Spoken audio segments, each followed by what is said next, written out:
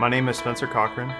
I started BYX my freshman year at the University of Tennessee with some of who are now my best friends. At the time, I just received a Facebook message from Harrison a couple weeks before the beginning of my freshman year, just saying, hey, I've heard about this fraternity, thinking about starting it. Do you want to join in? And I was like, yeah.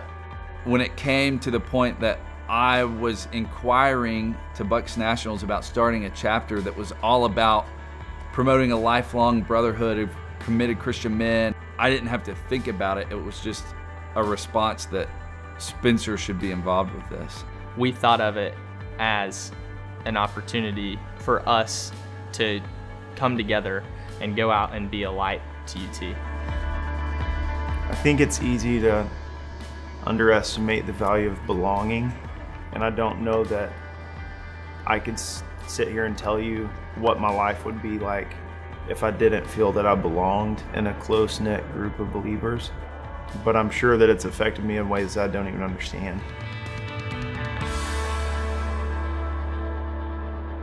So my parents are both from Knoxville, kind of childhood sweethearts. I think they met in second grade or something really sweet.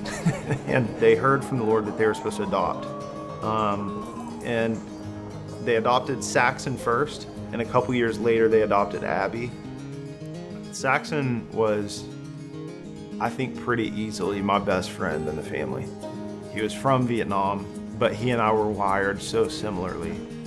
I always expected that he would come and be a part of the chapter I got to help start. January 2012, BYX at the University of Tennessee got initiated. The following summer, Saxon, who was 12 at the time, got diagnosed with cancer. All right, tell us what you want to do later in life. I want to go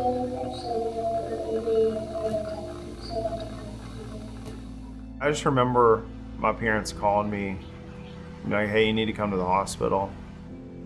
A couple days after that, in the hospital, they got more test results back and told us it was terminal. And it was rare in kids. They didn't know exactly how long, but for adults, it was like a year or two. And I remember all of us gathered around his bed that night in the hospital and told Saxon, they're saying you have cancer.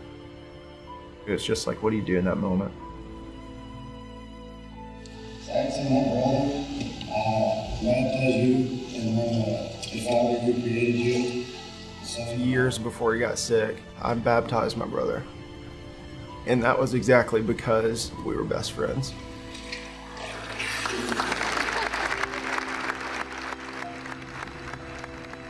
He's the one that wanted me to baptize him.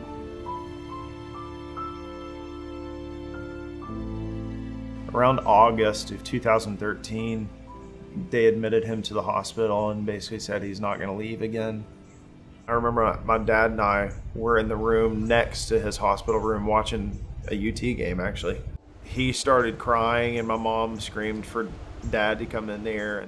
And I kind of started catching on that this time was different. And I went in there and he was so scared. He had just gone blind. And he told my mom, he's like, call everyone, ask them to pray. Like, I can't see, Mom, I can't see.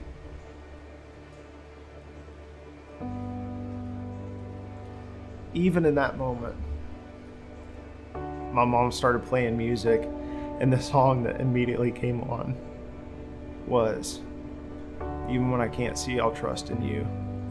It's just the kindness of God. And he settled. He just settled back in. No matter how hard and how dismal the situation seemed, Spencer and his family had no question that the Lord was in control. Many men face death and are way more afraid than he ever was. And that was a supernatural gift from God. All of us learned a lot about how to mourn with a brother, how to love somebody through that. I mean, for some of us, that was the first time we ever really experienced something like that. I think it was the day he went blind. There was a prayer walk where a bunch of our friends and family just met up at the hospital and walked around the hospital and prayed for him. There were probably 20 or 30 BYX guys who had showed up to walk around, and the first guys that Spencer came to meet with were his brothers from BYX. They were hurting with me. And I remember just sitting on the ground, surrounded by my brothers in BYX as they prayed over me. And then we sang a worship song. It was one of the most emotional moments that I've ever experienced in my life, and we all felt like we were losing a brother too, because our brother was hurting so much. And I don't think anyone had answers or knew exactly what to say.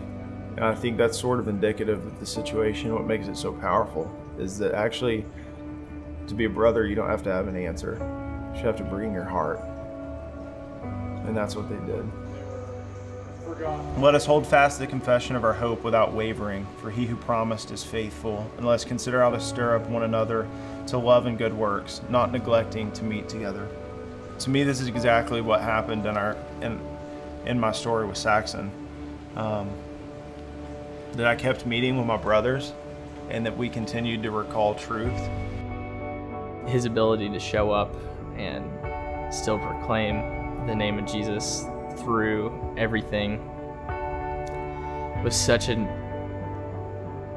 powerful mixture of hurt and emotion and hope and joy in the Lord. The willingness on both parties to continue to show up in each other's lives is what has really, to me, I've seen just so much more life in Spencer, and it's been awesome to see him bounce back, and all of us kind of bounce back from that and walk through that together. It's the same guys I always knew, and the same guys that were there for me when my brother died, and the same guys that'll be there for me in 50 years.